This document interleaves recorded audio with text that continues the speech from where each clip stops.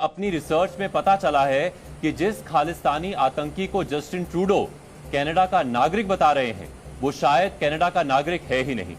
और ये संदेह न सिर्फ हम बल्कि कनाडा की मीडिया भी जता रही है। निज्जर जैसे खालिस्तानी आतंकी को नागरिक बताकर उसकी हत्या को कनाडा पर हमला करने जैसा बताने वाले जस्टिन ट्रूडो को अपने नागरिकों की कितनी चिंता है, आज हम इसका विश्लेषण भी करने वाले हैं। हम आपको बताएंगे कि ट्रूडो फैमिली की राजनीति किस हद तक दोगली है। हम आपको यह भी बताएंगे कि कनाडा के नागरिकों की सुरक्षा की बात करने वाले जस्टिन ट्रूडो की असली खालिस्तानी सोच आखिर है क्या। इसके बाद हम आपको खालिस्तान के मामले में भारत का एक्शन दिखाएंगे। कनाडा के आरोपों के बाद एनआईए एक्टिव हो गया है। एनआईए ने कनाडा समेत कई देशों में खुले घूम रहे खालिस्तानी आतंकियों की लिस्ट जारी की है। इस लिस्ट में वो खालिस्तानी समर्थक गैंगस्टर भी शामिल है जिसको कुछ घंटों पहले ही कनाडा में मार दिया गया है। इसके बाद आखिर में हम कनाडा और पाकिस्तान के नापाक गठजोड़ का डीएनए टेस्ट करेंगे। कनाडा और पाकिस्तान दो अलग अलग देश हैं, लेकिन इनका काम एक है और वो काम है आतंकवादियों को समर्थन देना। कनाडा अगर खालिस्तान का गढ़ बना हुआ है तो इसके पीछे पाकिस्तान और उसकी खुफिया एजेंसी आईएसआई का भी दिमाग है। इसीलिए जैसे ही कनाडा ने भारत पर आरोप लगाए, पाकिस्तान तुरंत एक्शन में आ गया, जैसे उसकी मन मांगी मुराद पूरी हो गई।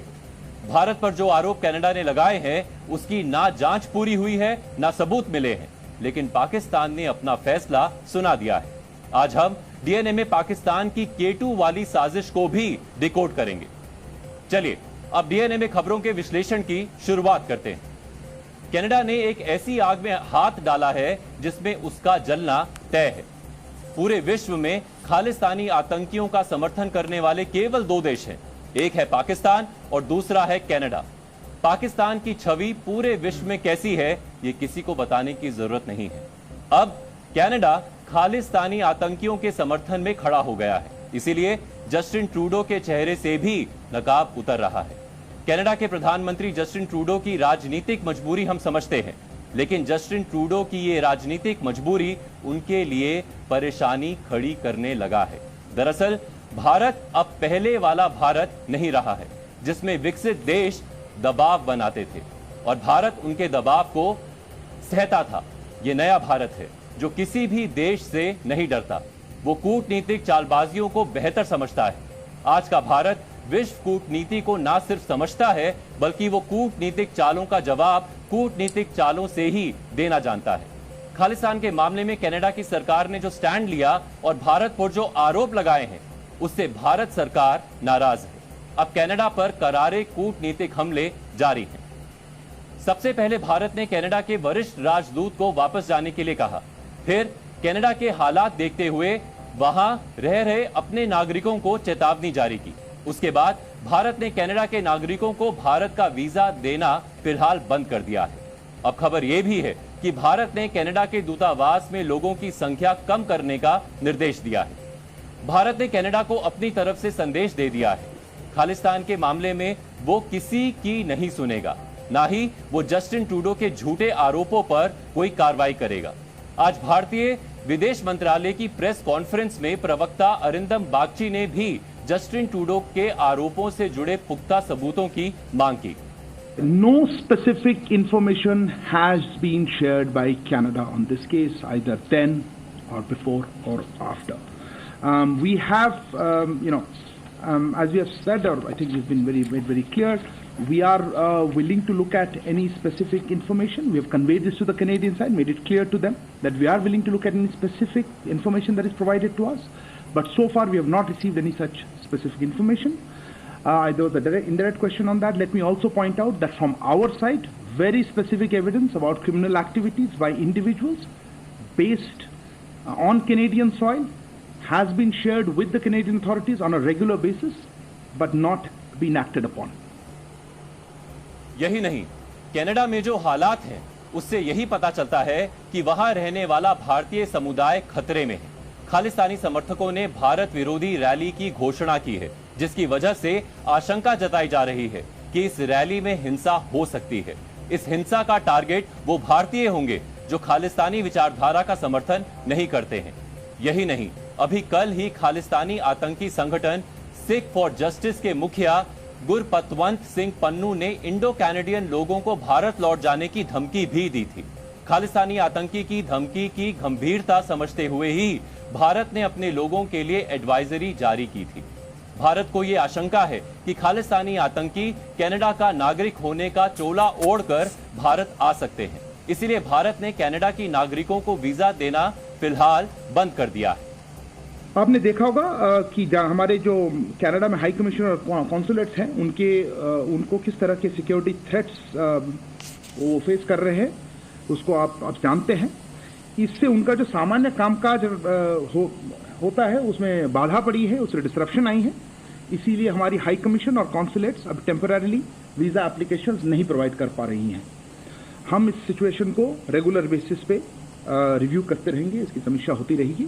पर अभी के लिए ये सिक्योरिटी सिचुएशन जो कनाडा में और कैनेडियन गवर्नमेंट की इनएक्शन से रहा है, उसके लिए हम इसको अस्थायी रूप में हम इसको वीज़ा आवेदन का जो प्रोसेस है उसमें बाधा पड़ रही है और इसीलिए हमने उसको अभी उसको स्टॉप कर रखा है। भारत ने कनाडा में कनाडाई नागरिकों को वीजा देने पर फिलहाल रोक लगा दी है। भारत की जो वीजा सर्विसेज को हैंडल करने वाली BLS इंटरनेशनल कंपनी है, उसकी वेबसाइट पर यह लिखा गया है कि 21 सितंबर 2023 से अगले आदेश तक वीजा सेवाओं को रोका जाता है और अधिक जानकारी के लिए आप वेबसाइट को समय समय पर चेक करते रहें। आपको बता दें कि भारत की तरफ से ये जो फैसला लिया गया है ऐसे समय पर लिया गया जब भारत और कनाडा के बीच रिश्तों में काफी ज्यादा तनाव दिखाई दे रहा है और जिस तरह से शुरुआत कनाडा की तरफ से की गई, कनाडा के प्रधानमंत्री ने जिस तरह से अनर्गल और बेबुनियाद आरोप भारत पर लगाए, भारत ने उसका भी जवाब दिया। भारत ने उन आरोपों को खारिज किया और अब जो खबर आ रही है, अगर हम BLS इंटरनेशनल की वेबसाइट को देखें जो कि कनाडा में जो भारतीय वीजा है उसकी सर्विसेज को हैंडल करती है, उस पर साफ तौर पे लिखा है कि अगले आदेश तक वीजा सेवाओं पर रोक लगा दी गई है। कैमरामैन एस जयदीप के साथ विशाल पांडे, जी मीडिया, दिल्ली। कनाडा के प्रधानमंत्री जस्टिन ट्रूडो की पोल उनकी ही पार्टी के सांसद ने खोली है। लिबरल पार्टी के सांसद चंद्र आर्या ने अपने एक्स हैंडल पर इस मुद्दे को लेकर बड़ी पोस्ट लिखी है। इसमें उन्होंने बताया है कि कनाडा में खालिस्तानी गतिविधियों की वजह से हिंदू समुदाय डरा हुआ है। उन्होंने खालिस्तानी आतंकी संगठन सिख फॉर जस्टिस के गुरपतवंत सिंह पन्नू की धमकी का जिक्र करते हुए कहा है कि इसका असर कनाडा में रह रहे हिंदू समुदाय पर पड़ रहा है। जस्टिन ट्रूडो की ही पार्टी के सांसद चंद्र आर्या ने यह भी कहा है कि खालिस्तानी समर्थक हिंदू फोबिया फैला रहे हैं। वो कनाडा के हिंदू समुदाय से अपील भी कर रहे हैं कि अगर इस तरह की घटना दिखे तो सुरक्षा एजेंसियों से शिकायत करें। आर्या ने आशंका जताई है कि कनाडा में खालिस्तानी समर्थक हिंदू और सिख समुदाय को बांटना चाहते हैं ताकि वो अपने मकसद में कामयाब हो सके। आर्या के मुताबिक कनाडा में बड़े पैमाने पर ऐसे सिख और हिंदू रहते हैं जो खालिस्तान का विरोध करते हैं।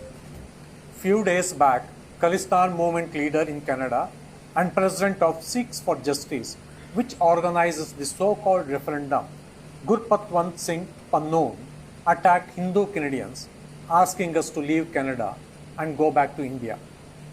I've heard from many Hindu Canadians who are fearful after this targeted attack. I urge Hindu Canadians to stay calm but vigilant. Let me be clear. Vast majority of our Canadian Sikh brothers and sisters do not support Khalistan movement. Most Sikh Canadians may not publicly condemn the Khalistan movement for several reasons, but they are deeply connected to the Hindu Canadian community. मतलब ये है कि जिस party के सांसद ये मानते हैं कि कनाडा में खालिस्तान समर्थकों की संख्या ना के बराबर है, उसी पार्टी के प्रधानमंत्री जस्टिन ट्रूडो खालिस्तानी आतंकियों का समर्थन कर रहे हैं।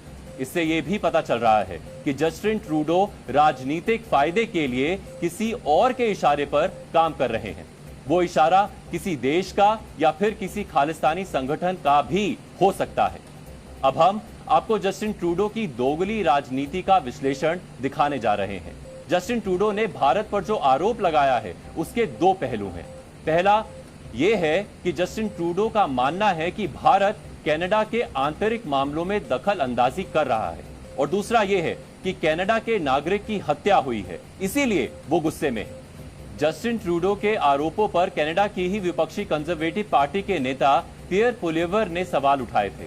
उन्होंने अपने एक बयान में यह कहा था कि जस्टिन ट्रूडो के आरोपों को सही या गलत कहने से पहले सबूतों की जरूरत है, जो फिलहाल जस्टिन ट्रूडो के पास नहीं है। लेकिन पियर पोलिएवर ने इसी के साथ साथ जस्टिन ट्रूडो पर एक गंभीर आरोप भी लगाया, जो ट्रूडो के लिए पुराना सिरदर्द है। I think we need to see more facts. The Prime Minister hasn't provided any facts. He provided a statement, and I will just emphasize that he didn't tell me any more in private than he told Canadians in public. So we want to see more information. I would have to have more evidence to make a judgment on that.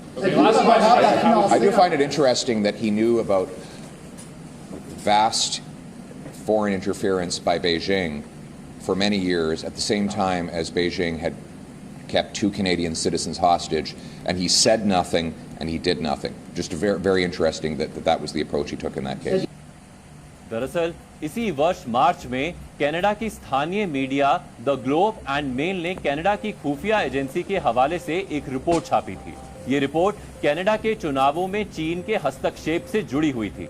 Report में कहा गया था कि Canada के 2019 और 2021 के चुनावों में चीन की तरफ से कनाडा की लिबरल पार्टी को हर तरह की मदद दी गई थी। आप भी जानते हैं कि जस्टिन ट्रूडो ही लिबरल पार्टी के मुखिया हैं और प्रधानमंत्री भी। कनाडा के चुनावों में चीन की घुसपैठ को लेकर कनाडा की कोर्ट में सुनवाई भी चल रही है। यही नहीं, इस रिपोर्ट में यह कहा गया है कि चीन ने कनाडा की विपक्षी कंजर्वेटिव पार्टी के नेताओं को टारगेट किया था। कंजर्वेटिव पार्टी के नेता माइकल चोंग ने चीन पर मानवाधिकार उल्लंघन के आरोप लगाए थे, जिसकी वजह से चीन ने माइकल चोंग और उनके परिवार को टारगेट किया था। कनाडा के चुनावों में चीन ने माइकल चोंग की छवि खराब करने की कोशिश की थी। चीन ने उनके खिलाफ सोशल मीडिया कैंपेन चलाया था। ऐसा करके चीन जस्टिन ट्रूडो की पार्टी को फायदा पहुंचा रहा था। जस्टिन ट्रूडो ने कनाडा के आम चुनावों में चीन की घुसपैठ को लेकर कोई सुनवाई नहीं की थी। हालांकि विपक्षी पार्टी के दबाव में जस्टिन ट्रूडो ने इसी वर्ष इस मामले की जांच के आदेश दिए थे। हालांकि जून महीने में इस मामले की जांच कर रहे अधिकारी डेविड जॉनसन ने इस्तीफा दे दिया था। उन्होंने आरोप लगाया था कि इस मामले की जांच को प्रभावित करने के लिए उन पर राजनीतिक दबाव बनाया जा रहा है। इस वर्ष अगस्त में कनाडा की विदेश मंत्री मेलेनी जॉली ने माना कि चीन ने कनाडा के आम चुनावों के दौरान कंजर्वेटिव पार्टी के नेता माइकल चोंग के खिलाफ प्रोपेगेंडा चलाया था। यानी एक तरह से जस्टिन ट्रूडो की सरकार का मानना था कि चुनावों में चीन का दखल था। इसीलिए इन आरोपों में भी दम है कि जस्टिन ट्रूडो की लिबरल पार्टी को चीन ने न सिर्फ आर्थिक मदद दी, बल्कि उनके विरोधी पार्टी के नेताओं के खिलाफ भी काम किया। जस्टिन ट्रूडो ये आरोप लगा रहे हैं कि भारत सरकार और उनकी खुफिया एजेंसी कनाडा के नागरिक की हत्या में शामिल है। लेकिन क्या आप जानते हैं, कनाडा अपने ही नागरिकों की हत्या को लेकर गंभीर नहीं रहा है। आपको याद होगा, वर्ष 1985 में हुए कनिष्क विमान हादसे में कनाडा के 280 नागरिक मारे गए थे। ये कनाडा पर अब तक का सबसे बड़ा हमला था।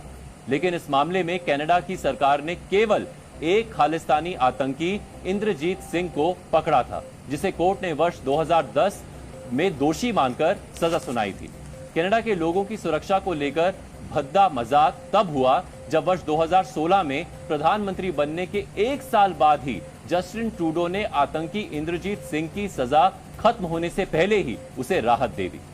खालिस्तानी आतंकी इंद्रजीत को वर्ष 2016 में घर में नजरबंद रखा गया और फिर अगले साल यानी वर्ष 2017 में रिहा कर दिया गया। कनिष्क विमान हादसे में जिन नागरिकों की जान गई, उसके लिए न सिर्फ जस्टिन ट्रूडो बल्कि उनके पिता पियर ट्रूडो दोनों जिम्मेदार हैं।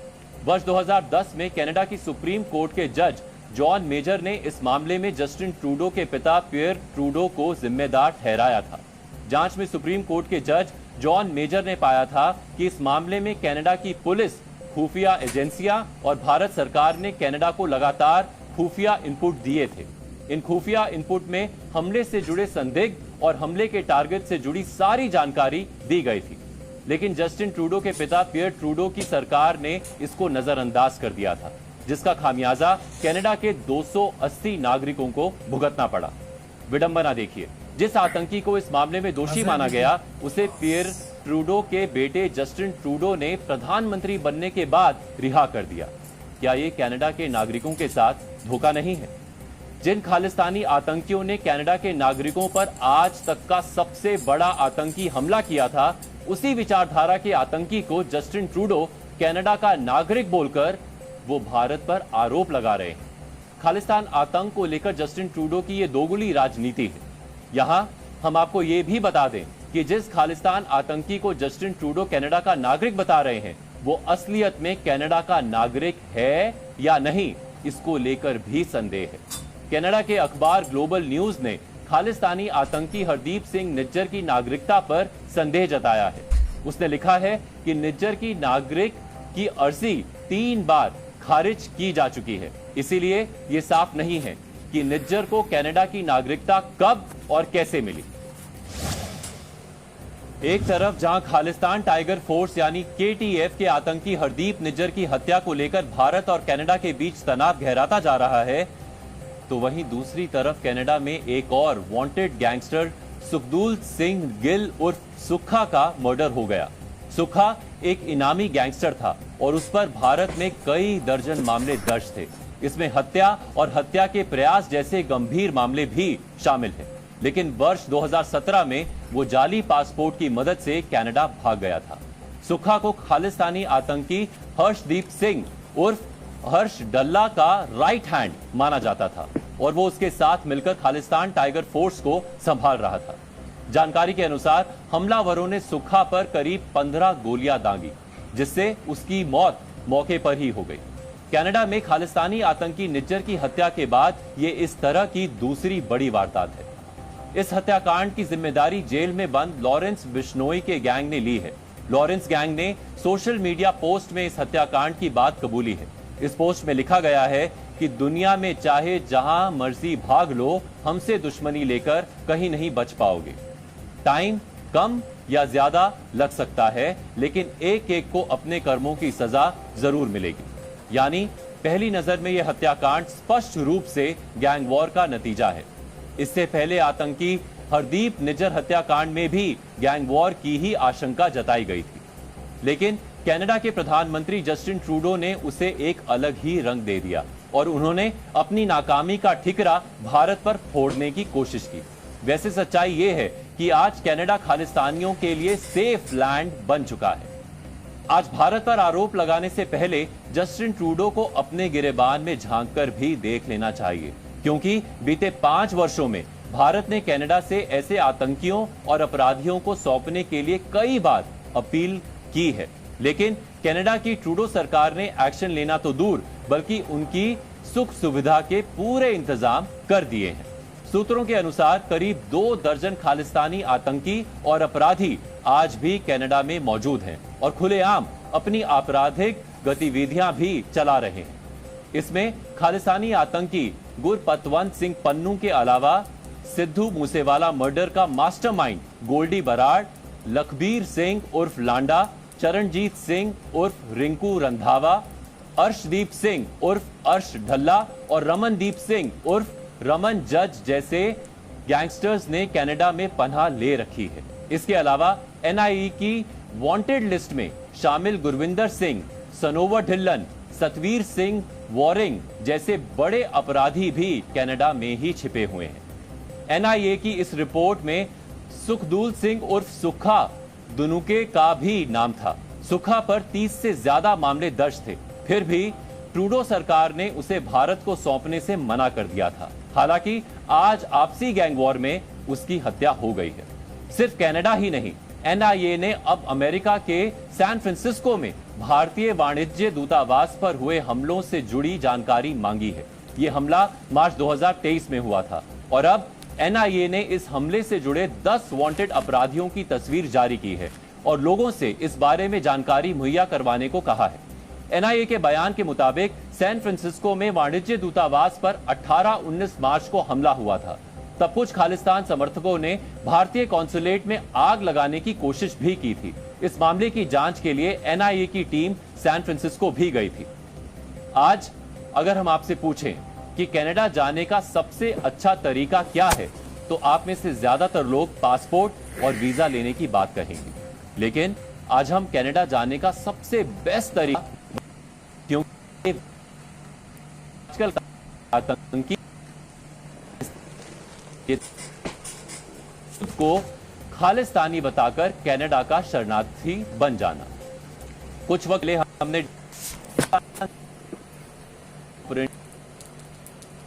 रानी की बात यह है कि इस नीति को कनाडा की सरकार का भी खुला समर्थन प्राप्त है, और हम ये बात ऐसे ही नहीं कह रहे हैं, ये कनाडा के आधिकारिक दस्तावेजों में दर्ज है। अब हम आपको कनाडा सरकार ने कितने खालिस्तानी आतंकियों को अपने यहां जगह दी है उसके बारे में बताने जा रहे हैं। यकीन मानिए, आप इन आंकड़ों को देखकर हैरान भी होंगे और परेशान भी। किसी देश में अगर इतनी बड़ी संख्या में भारत विरोधी आतंकी मानसिकता लोग इकट्ठे हो रहे हैं तो ये गंभीर बात है, क्योंकि इन्हीं दस्तावेजों में बताया गया है कि वर्ष 2013 से लेकर 2022 तक कनाडा की सरकार ने कुल 1291 खालिस्तानी आतंकियों को अपने देश में शरण दी है।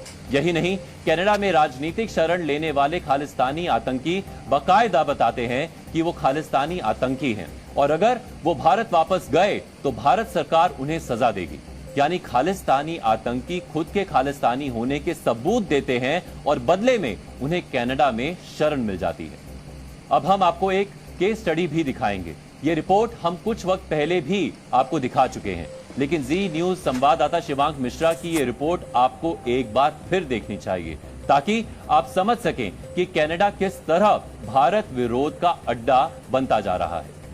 ये दिखाते हैं कि कैसे स्वघोषित खालिस्तानी आतंकियों को कनाडा में राजनीतिक शरण मिलती है। ये आप देखिए, ये कनाडा के इमिग्रेशन एंड रिफ्यूजी बोर्ड की हियरिंग की एक कॉपी है, जिसमें एक व्यक्ति ने राजनीतिक शरण के लिए कनाडा में अप्लाई करा था।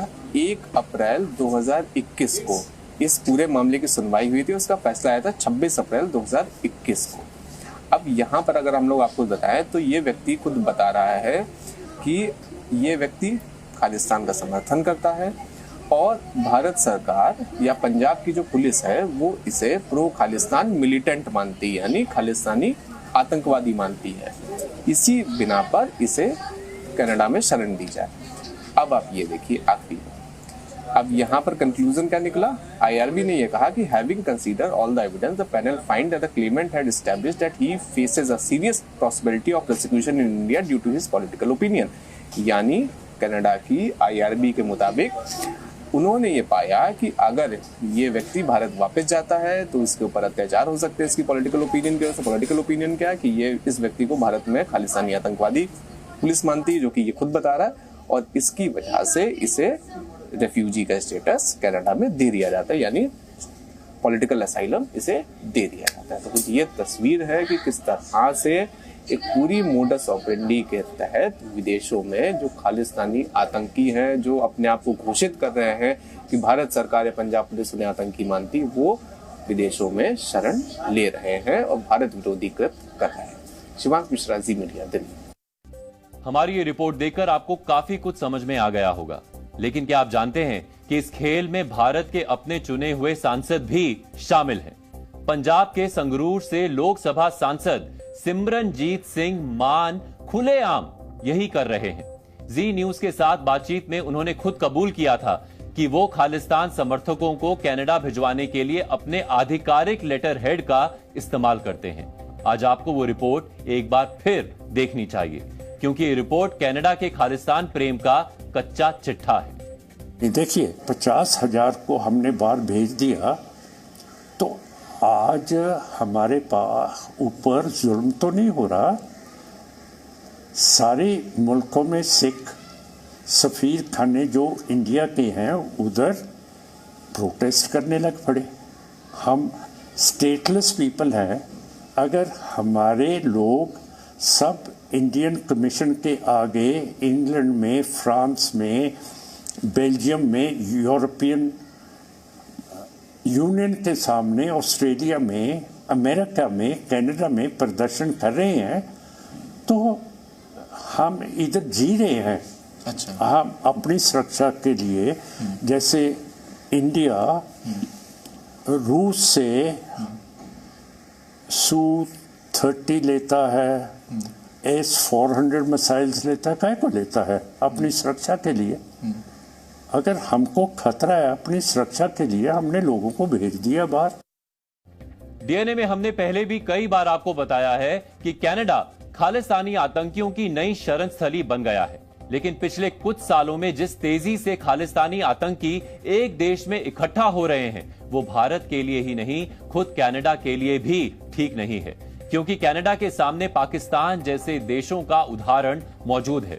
जिस तरह आज कनाडा खालिस्तान के आतंकियों का होम टाउन बनता जा रहा है, उसी तरह पाकिस्तान वर्षों से लश्कर-ए-तैयबा और जैश-ए-मोहम्मद जैसे आतंकी संगठनों का गढ़ बना रहा है। इन आतंकी संगठनों ने भारत में ना जाने कितने आतंकी हमले किए, लेकिन आज पाकिस्तान आतंक से खुद पीड़ित है और उसकी हालत किसी से भी छिपी नहीं है। If there is any country, if you're talking about reputational issues and reputational damage, if there's any country that needs to look at this, I think it is Canada and its growing reputation as a place, as a safe haven for terrorists, for extremists, and for organized crime. And I think that's a country that needs to worry about its international reputation. वैसे पाकिस्तान के इस उदाहरण से सिर्फ Canada को ही नहीं, America, Britain और Australia जैसे देशों को भी सबक लेने की जरूरत है, क्योंकि खालिस्तान से जुड़ी आतंकी गतिविधियां सिर्फ कनाडा ही नहीं, इन देशों में भी फल फूल रही हैं और इसीलिए जरूरी है कि ये देश इस बात को समझें और भारत की संप्रभुता और क्षेत्रीय अखंडता का सम्मान करें। एक कहावत आपने जरूर सुनी होगी, चोर चोर मुसेरे भाई। इसका अर्थ है कि समान स्वभाव वाले लोगों में जल्दी दोस्ती हो जाती है। कनाडा और पाकिस्तान पर यह कहावत बिल्कुल फिट बैठती है। इनका स्वभाव ही नहीं बल्कि काम भी एक जैसा ही है, आतंकवाद को पालना। कनाडा खालिस्तानियों का गढ़ है और पाकिस्तान आतंकवादियों का। आतंकवाद को पालने पोसने वाले दोनों देशों की सोच भी एक जैसी है, यानी कनाडा खुलकर खालिस्तानियों का बचाव करता है और पाकिस्तान आतंकवादियों का। इसीलिए आतंकवाद की बात होते ही दोनों के सुर एक जैसे हो जाते हैं। कनाडा के प्राइम मिनिस्टर जस्टिन ट्रूडो ने भारत पर आरोप लगाया है कि भारत सरकार और उसकी खुफिया एजेंसी ने कनाडा के एक नागरिक की हत्या करवाई है। जैसे ही कनाडा ने भारत पर आरोप लगाया, पड़ोसी पाकिस्तान तुरंत एक्टिव हो गया। जांच पूरी होने से पहले ही पाकिस्तान ने कनाडा का समर्थन कर दिया और बिना सबूत के ही भारत को कसूरवार भी ठहरा दिया, जैसा वो अक्सर करता रहा है। कनाडा के आरोप लगाते ही पाकिस्तान को भारत के खिलाफ प्रोपेगेंडा फैलाने का मौका मिल गया है। खालिस्तान के हमदर्द बने कनाडा के प्रधानमंत्री ने अपने आरोप के समर्थन में अभी तक कोई सबूत नहीं दिया है, लेकिन पाकिस्तान दावा कर रहा है कि इसमें कुछ सच्चाई जरूर है। यानी ना जांच पूरी हुई, ना सबूत मिले और पाकिस्तान ने अपना फैसला सुना दिया। ये वही पाकिस्तान है जो खुद आतंकवाद को जन्म देता है। लेकिन क्या आप जानते हैं कि खालिस्तान के नाम पर भारत के टुकड़े करने की कोशिश के पीछे कौन है? वो है हमारा पड़ोसी पाकिस्तान। चाहे पंजाब में टारगेट किलिंग्स के मामले हो या कनाडा में भारत विरोधी साजिश, खालिस्तान को पाकिस्तान और वहां की खुफिया एजेंसी ISI का फुल सपोर्ट है। पाकिस्तान की खुफिया एजेंसी ISI कनाडा में खालिस्तान गतिविधियों को तेज करने के लिए फंडिंग कर रही है। पिछले कुछ महीनों में कनाडा में रह रहे खालिस्तानियों के लिए बड़ी संख्या में फंडिंग हुई है। ISI की तरफ से की गई इस फंडिंग का इस्तेमाल लोगों को प्रदर्शन की जगह ले जाने, पोस्टर, बैनर और भारत के खिलाफ युवाओं को भड़काने के लिए किया जा रहा है। भारत से कनाडा पढ़ने जा रहे छात्रों को भी खालिस्तानी अपनी साजिश में शामिल कर रहे हैं। कनाडा और निज्जर का नाम लेकर पाकिस्तान भारत को घेर रहा है। ऐसा लग रहा है जैसे पाकिस्तान की मन मांगी मुराद पूरी हो गई हो। एक बार आप भी सुनिए, बिना जांच, बिना सबूत के पाकिस्तान कैसे अपना फैसला सुनाकर कनाडा का समर्थन कर रहा है और अपनी बेइज्जती करवा रहा है। India's assassination of a Canadian national on Canadian soil is a clear violation of international law and the UN principle of state sovereignty. It is also a reckless and irresponsible act that calls into question India's reliability as a credible partner and its claims for enhanced global responsibilities.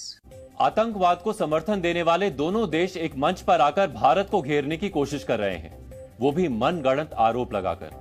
लेकिन आज भारत ने भी इसका जवाब दिया, बताया कि कैसे आईएसआई इस साजिश का मास्टरमाइंड है।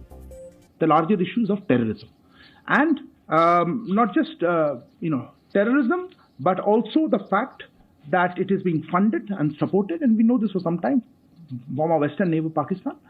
But the issue of safe havens and places to operate is being provided abroad, including in Canada. Pakistan is the last country, I think, talking about credibility, and I don't think anybody really takes their comments seriously at all.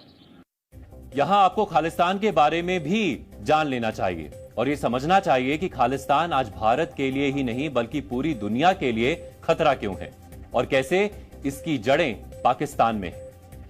वर्ष 1947 में भारत को आजादी तो मिली, लेकिन देश के दो हिस्से हो गए। बंटवारे में पंजाब के भी दो हिस्से हुए। एक हिस्सा भारत में रह गया, जबकि एक बड़ा हिस्सा पाकिस्तान के पास चला गया। सीधे युद्ध में भारत से कई बार हारने के बाद पाकिस्तान ने अपने हिस्से वाले पंजाब और वहां रहने वाले सिखों को भारत के खिलाफ भड़काना शुरू कर दिया और यहीं से खालिस्तान के आइडिया को हवा मिली थी। खालिस्तान मूवमेंट भारत के इतिहास के सबसे हिंसक अलगाववादी मूवमेंट में से एक है और पाकिस्तान की तरफ से भड़काई गई आतंकवाद की इस आग में एक वक्त पूरा पंजाब झुलस गया था। इस आतंकवाद की वजह से वर्ष 1980 से 1995 के बीच करीब 21,500 लोगों ने अपनी जान गंवाई थी, जिसमें 8,000 से ज्यादा खालिस्तानी चरमपंथी, करीब 12,000 आम लोग और 1,800 के करीब सुरक्षा बल के लोग शामिल थे। पाकिस्तान और खालिस्तान के इस गठजोड़ को आप इस बात से भी समझ सकते हैं कि खालिस्तानी आतंकी पाकिस्तान में बैठकर भारत के खिलाफ साजिश रचते रहे हैं। पाकिस्तान के लाहौर में इसी वर्ष खालिस्तानी आतंकवादी परमजीत सिंह पंजवड़ मारा गया था। पंजवड़ खालिस्तान कमांडो फोर्स का सरगना था। खालिस्तान लिबरेशन फोर्स का आतंकी हरमीत सिंह वर्ष 2020 में लाहौर में मारा गया था। रंजीत सिंह नीटा खालिस्तान जिंदाबाद फोर्स का मुखिया है। इसके भी पाकिस्तान में छिपे होने की खबरें हैं। सच्चाई यह भी है कि आज ज्यादातर सिख, चाहे वो कहीं के भी हों, वो खालिस्तानियों से कोई संबंध नहीं रखते। कनाडा को अपना गढ़ बनाए बैठे ये खालिस्तानी खुद को बेहद प्रभावशाली और ताकतवर दिखाने की कोशिश करते हैं। इसीलिए ट्रूडो जैसे नेता भी इनके आगे नतमस्तक रहते हैं, इनके खिलाफ कार्रवाई करने से डरते हैं। कनाडा में खालिस्तानियों द्वारा हिंदू मंदिरों, हिंदुओं और इंडियन एम्बेसी को निशाना बनाने के ना जाने कितने मामले हैं, लेकिन वहां की सरकार उन पर कभी कोई एक्शन नहीं लेती। पिछले वर्ष कनाडा में खालिस्तानियों ने एक जुलूस निकाला था और इस जुलूस में भारत की पूर्व प्राइम मिनिस्टर इंदिरा गांधी की हत्या की झांकी दिखाई गई थी। जरा सोचिए, एक देश के प्रधानमंत्री की हत्या को महिमा मंडित करना अभिव्यक्ति की आजादी कैसे हो गया? यह तो एक देश के खिलाफ खुली नफरत का सबसे बड़ा सबूत है। आज भले ही जस्टिन ट्रूडो को खालिस्तानी और उनका वोट बैंक दिख रहा है, लेकिन उन्हें याद रखना चाहिए कि अगर आप अपने आंगन में सांप पालेंगे तो एक ना एक दिन वो पलटकर आपको ही काटेगा और पाकिस्तान इसका जीता जागता उदाहरण है। कनाडा में बैठे खालिस्तानियों को सिर्फ जस्टिन ट्रूडो की सरकार ही समर्थन नहीं दे रही है, बल्कि आईएसआई भी इसके पीछे है। इसके लिए आईएसआई ने एक खास तरह का प्लान तैयार किया है।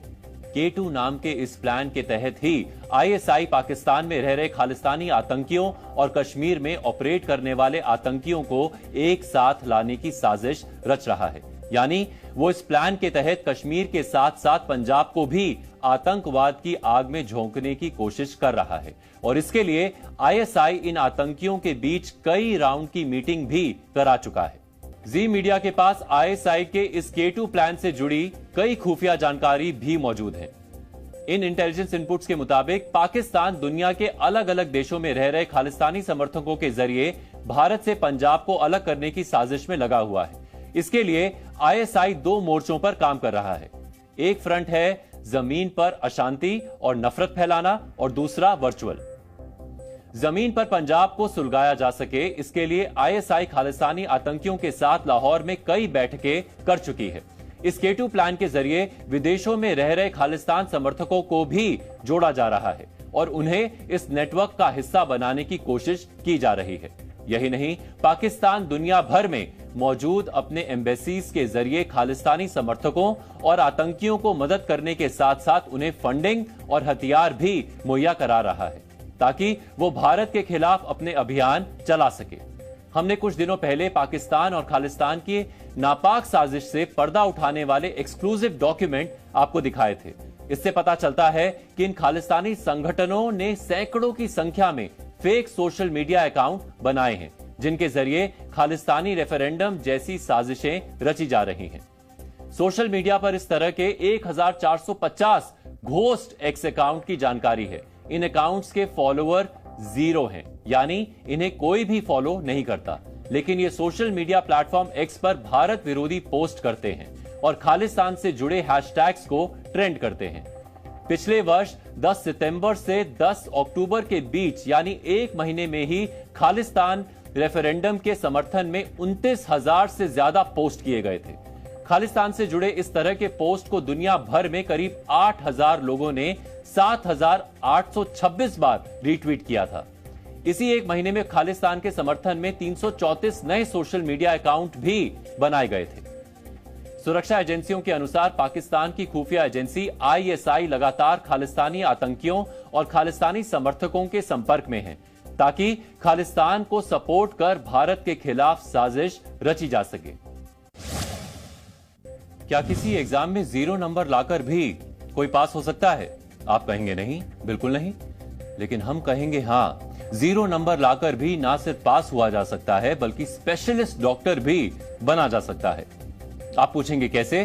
तो चलिए हम बता देते हैं। हमारे पास केंद्रीय स्वास्थ्य मंत्रालय की एक ऑर्डर की कॉपी है जिसमें नेशनल बोर्ड ऑफ एग्जामिनेशन को आदेश दिया गया है कि national eligibility cum entrance test यानी नीट PG 2023 की परीक्षा में क्वालिफाई करने के लिए जरूरी परसेंटाइल कट ऑफ को 0 यानी 0 कर दिया जाए। कुछ समझ में आया आपको? नहीं आया? चलिए समझाते हैं। स्वास्थ्य मंत्रालय के आदेश के बाद अब नीट PG प्रवेश परीक्षा में 0 परसेंटाइल लाने वाले भी अब MD और MS जैसी पोस्ट ग्रेजुएट सीटों पर दाखिला ले सकेंगे और स्पेशलिस्ट डॉक्टर बन सकेंगे। तो अब इस आदेश का मतलब समझने के लिए सबसे पहले आपको यह पता होना जरूरी है कि परसेंटाइल क्या होता है और यह परसेंटेज से कैसे अलग होता है। अगर किसी परीक्षा में छात्र के 100 में से 80 नंबर आए तो उसका परसेंटेज हुआ 80%। ये तो आप जानते ही होंगे। लेकिन जब किसी छात्र के 80 परसेंटाइल आए तो इसका मतलब होता है कि उस परीक्षा में बैठने वाले 80 छात्रों के उससे कम नंबर आए हैं। जैसे मान लें कि 100 लोगों में आपका परसेंटाइल 85 है तो आपने प्रवेश परीक्षा में बैठे 85 लोगों को पीछे छोड़ा है। देश में कई प्रवेश परीक्षाओं के रिजल्ट परसेंटाइल में ही आते हैं क्योंकि प्रवेश परीक्षाओं में लाखों छात्र कुछ हजार सीटों के लिए परीक्षा देते हैं और लाखों छात्रों के एक समान परसेंट आते हैं। इसीलिए छात्रों के सिलेक्शन के लिए परसेंटाइल सिस्टम इस्तेमाल किया जाता है। नीट PG में भी यही सिस्टम लागू है। अभी तक नीट PG में कट ऑफ परसेंटाइल सामान्य वर्ग के लिए 50, विकलांग कोटे के छात्रों के लिए 45 और ST SC OBC के लिए 40 था, जो अब सभी वर्ग के छात्रों के लिए 0 हो गया है। यानी अब अगर नीट PG की परीक्षा में किसी छात्र के 0 परसेंटाइल भी आए तो भी वो मेडिकल फील्ड में MS या MD करने के लिए एलिजिबल माना जाएगा और मेडिकल कॉलेज में एडमिशन लेकर स्पेशलिस्ट डॉक्टर बन जाएगा। लेकिन अब सवाल यह है कि जब परीक्षा में सबसे आखिरी आने वाला परीक्षार्थी भी योग्य माना जाएगा तो फिर नीट PG परीक्षा लेने की जरूरत ही क्या है और इससे क्या फायदा होगा और किससे फायदा होगा? इन सारे सवालों के जवाब आपको हमारी इस रिपोर्ट में मिल जाएंगे।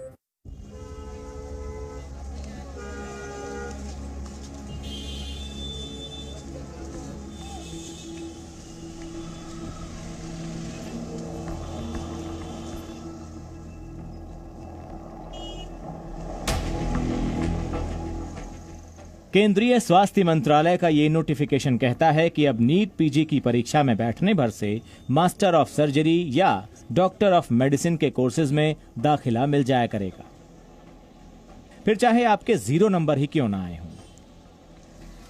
इस नियम के तहत नीट पीजी 2023 में 0 मार्क्स पाने वाले 14 और नेगेटिव मार्क्स पाने वाले 13 उम्मीदवारों ने मेडिकल पीजी सीट पर क्वालिफाई कर लिया है। दरअसल इंडियन मेडिकल एसोसिएशन ने सरकार से पीजी कोर्सेज में दाखिले के लिए कट ऑफ परसेंटाइल को 30 करने की मांग की थी, ताकि हर साल खाली रह जाने वाली मेडिकल पीजी की सीटों को भरने में आसानी रहे। नेशनल मेडिकल कमीशन के मुताबिक देश में कुल 706 मेडिकल कॉलेज हैं। इनमें से 358 सरकारी और 310 प्राइवेट हैं। इन मेडिकल कॉलेजों में पीजी कोर्सेज की कुल 64,059 सीटें हैं। वर्ष 2019-2020 में 4,614 सीटें खाली रह गई थीं। वहीं 2020-2021 में 1,425 सीटें खाली रह गई थीं। वर्ष 2021-2022 में 3,744 सीटें नहीं भर पाई थीं और 2022-2023 में भी 4,400 सीटें खाली रह गई थीं। इस वर्ष भी नीट पीजी परीक्षा के बाद 2 काउंसलिंग सेशन में सभी मेडिकल पीजी कोर्सेज की सीटें फुल नहीं हो पाई थीं। तो सरकार ने खाली सीटों को भरने के लिए कट ऑफ परसेंटाइल सीधे 0 ही कर दिया है, जिसके बाद अब मेडिकल काउंसलिंग कमीशन ने पीजी कोर्सेज में दाखिले के लिए होने वाले तीसरे काउंसलिंग सेशन में 0 परसेंटाइल वाले छात्रों को भी अप्लाई करने के लिए बोल दिया है। आईएमए ने हेल्थ मिनिस्ट्री से रिक्वेस्ट करा था, हर साल अगर हमारी 3,000, 4,000, 3,500, 2,500 सीट्स पीजी की वैकेंट जा रही हैं, तो ये एक्चुअली में नेशनल रिसोर्स वेस्टेज है। हमने एक तरफ कहा कि हमने सीट बढ़ा दी, अगर बच्चे उन सीट्स को ऑप्ट नहीं कर रहे तो उसका फायदा क्या होगा। दूसरी बात, बहुत सारे बच्चे ऐसे हैं इसमें जो सीट्स खाली रह रही हैं वो ज्यादातर नॉन क्लिनिकल सीट्स हैं। नॉन क्लिनिकल सीट्स में इस तरह का नहीं होता है कि उन्होंने कोई ट्रीटमेंट करना है जाके पेशेंट का। हम लगातार नए मेडिकल कॉलेज खोलते जा रहे हैं और नए मेडिकल कॉलेज के लिए हमें नॉन क्लिनिकल सब्जेक्ट की फैकल्टी मिलना मुश्किल हो जाएगा आगे चल के, अगर बच्चे ऑप्ट नहीं करेंगे नॉन क्लिनिकल ब्रांच में पीजी। आईएमए के पास एक ही तर्क है कि मेडिकल कॉलेजों में पीजी की सीटें भरने के लिए 0 परसेंटाइल का नियम लागू किया गया है, लेकिन इसके विपक्ष में कई तर्क दिए जा रहे हैं। 0 परसेंटाइल लाने वाले पीजी कर लेंगे तो फिर क्वालिटी से समझौता होगा, मरीजों की सुरक्षा खतरे में पड़ेगी। जो कोई भी प्राइवेट कॉलेजों की मनमानी फीस और डोनेशन देने लायक होगा वो पीजी कर लेगा। अगर 0 परसेंटाइल वाला भी पीजी कर लेगा तो फिर योग्यता का क्या मतलब रह जाएगा। और सबसे बड़ा आरोप तो ये है कि इस नए नियम को प्राइवेट मेडिकल कॉलेजों को फायदा पहुंचाने के लिए लाया गया है। मेडिकल फील्ड से ही जुड़े लोगों का एक वर्ग कह रहा है कि इस फैसले से मेडिकल स्टूडेंट्स को तो फायदा होगा, लेकिन मेडिकल के क्षेत्र को नुकसान हो सकता है। ये बिल्कुल ही हास्यास्पद है और एक आम इंसान भी इस बात को समझेगा कि जब हम मेडिकल एजुकेशन और स्पेशलिस्ट डॉक्टर्स की बात करते हैं तो नीट पीजी लाई ही गई थी इस कारणवश कि जो मिनिमम एलिजिबिलिटी क्राइटेरिया है वो सबको फिलफिल करना होगा। 2017 में नीट पीजी पहली बार हुआ था और कभी भी ऐसा नहीं हुआ कि कट ऑफ 0 परसेंटाइल कर दिया गया। मैं ये मान सकता हूँ कि कुछ 5% कट ऑफ गिर जाता, 10% गिर जाता, कि यदि कुछ अंकों से कुछ बच्चे जा रहे हैं और सीटें खाली रह रही हैं तो उनको एक मौका मिल जाता।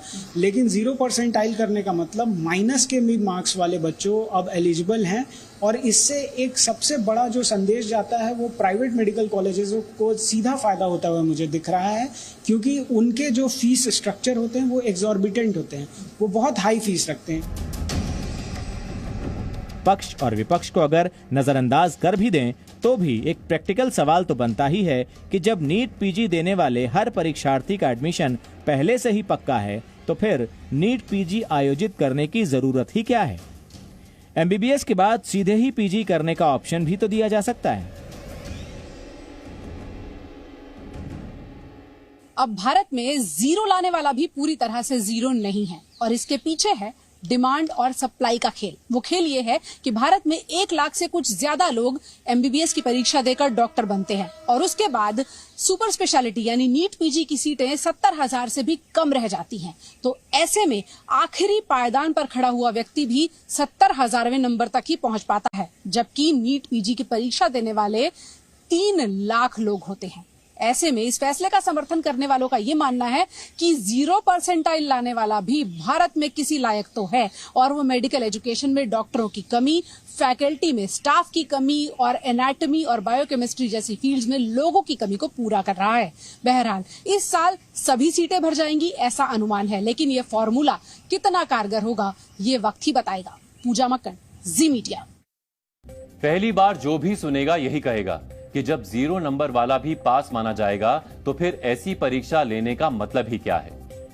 एक्सपर्ट्स कह रहे हैं कि नीट पीजी कट ऑफ 0 होने के बाद अब छात्रों के पास 2 विकल्प होंगे, या तो वो एमबीबीएस के दौरान अपनी पढ़ाई के दम पर नीट पीजी में अच्छी परसेंटाइल लाकर सीट हासिल करें, या फिर एमबीबीएस करने के दौरान बिना तैयारी किए नीट पीजी की परीक्षा में बैठें और पैसों के दम पर प्राइवेट कॉलेज में सीट हासिल करें। माना कि मेडिकल कॉलेजों में पीजी सीट्स खाली रह जाती हैं, तो भी क्या इस समस्या का यही इकलौता समाधान है कि 0% लाने वाले को भी एडमिशन दे दो? नीट पीजी की तैयारी कर रहे छात्रों की इस बारे में क्या राय है, ये भी आपको जाननी चाहिए। पीजी के लिए 0% रखना एक पॉजिटिव स्टेप है अभी के लिए, लेकिन उससे इतना इम्पैक्ट नहीं पड़ेगा क्योंकि पीजी हमें भी, मतलब नीट पीजी हमें भी देना है, नेक्स्ट भी हमें क्लियर करना ही पड़ेगा।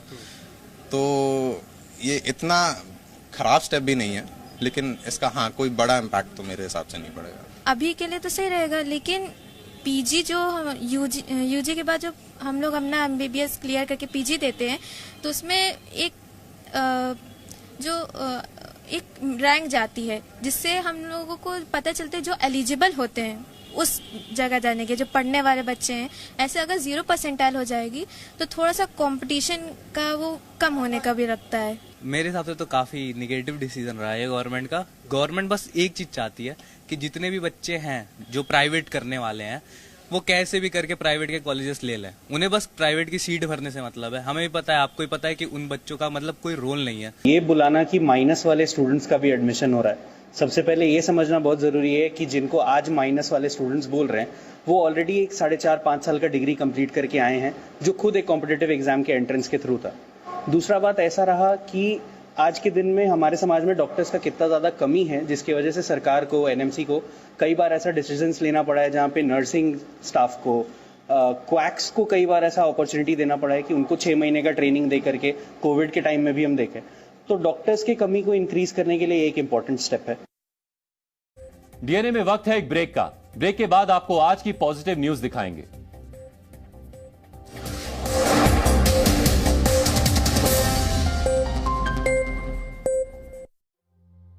प्रभु जी, भुजिया में क्या है इतना खास? क्या है ये केरल के मसालों की कारीगरी? क्या है ये उस मिर्च का जादू जो आती है आसाम से? क्या है ये राजस्थान के मोट का स्वाद, सदियों का इतिहास और आने वाली कई सदियों का विश्वास? प्रभु जी, भुजिया, भुजिया का दूसरा नहीं, पहला नाम।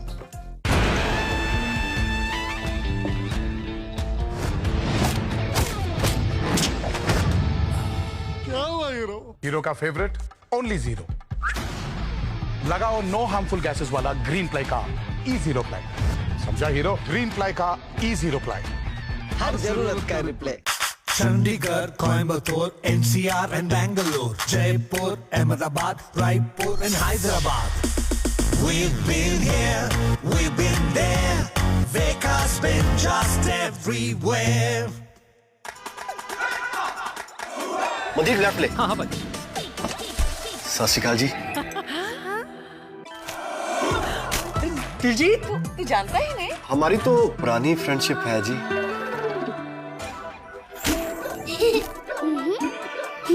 मैं क्या जी, सब जानते हैं, जहाँ देखे मारियो, अपना समझ के खा लियो।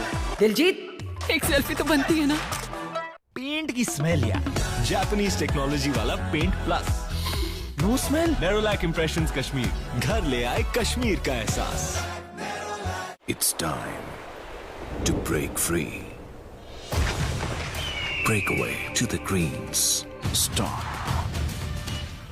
Start again and just let it all go. With JK Tyre's Ranger 80. JK Tyre, total control. लाल रंग इसका अपार, तीखा कम है फिर भी स्वाद। बेमिसाल MBH कश्मीरी। कम डाल पर असली डाल। MDH कश्मीरी लाल मिर्च पाउडर।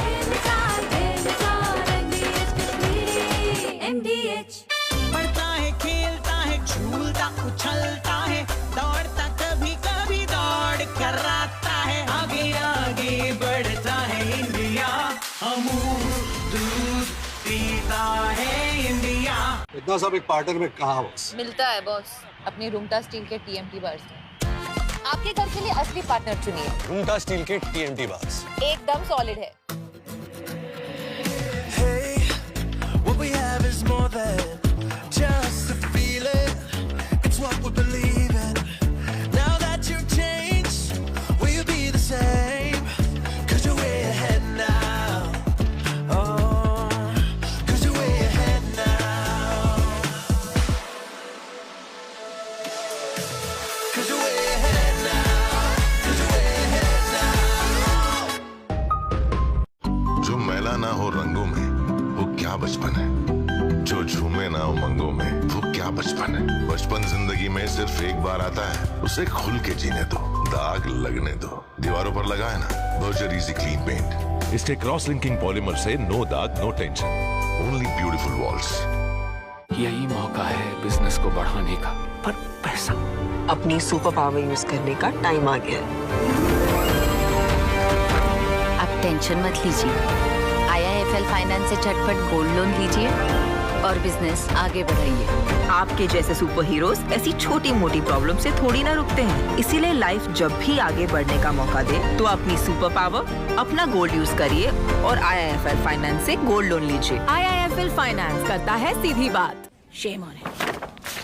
डार्विन कहता है कि इंसान पहले बंदर था और वो जिग्नेश कहता है पूरे साल का हेल्थ इंश्योरेंस प्रीमियम अब महीने के महीने भर सकते हैं। बंदर कहीं का। हेल्थ इंश्योरेंस प्रीमियम हुआ एनुअल से मंथली ऑन फोन पे starting at ₹636 per month. Goldy हिंग का तड़का लगे तो सभी दबा के खाते हैं। गोल्डी हिंग कण कण में जान। Chandigarh, Coimbatore, NCR and Bangalore, Jaipur, Ahmedabad, Raipur and Hyderabad. We've been here, we've been there, Veka's been just everywhere. प्रभु जी भुजिया में क्या है इतना खास? क्या है ये केरल के मसालों की कारीगरी? या है ये उस मिर्च का जादू जो आती है आसाम से? या है ये राजस्थान के मोट का स्वाद, सदियों का इतिहास और आने वाली कई सदियों का विश्वास? प्रभु जी भुजिया, भुजिया का दूसरा नहीं, पहला नाम।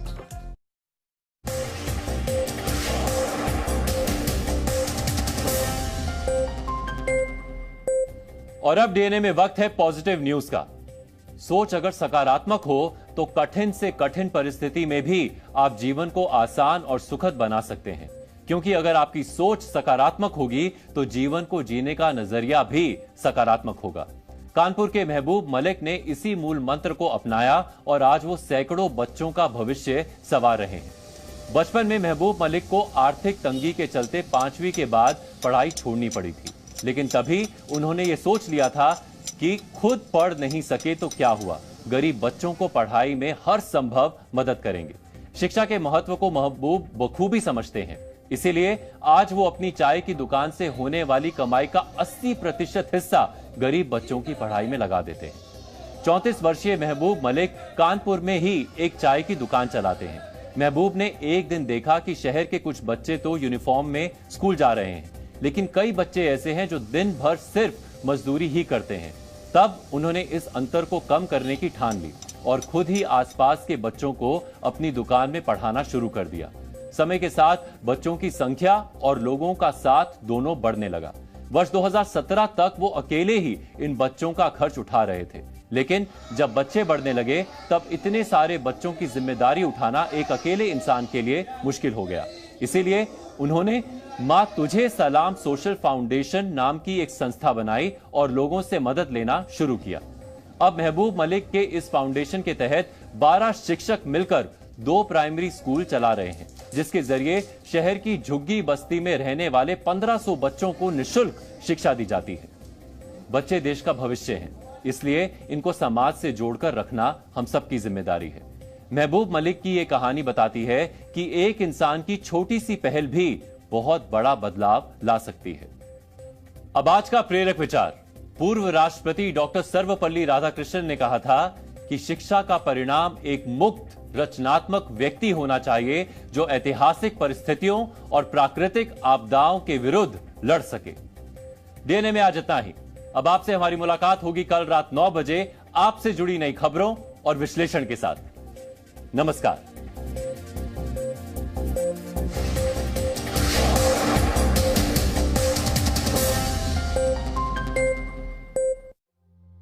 प्रभु जी भुजिया में क्या है इतना खास?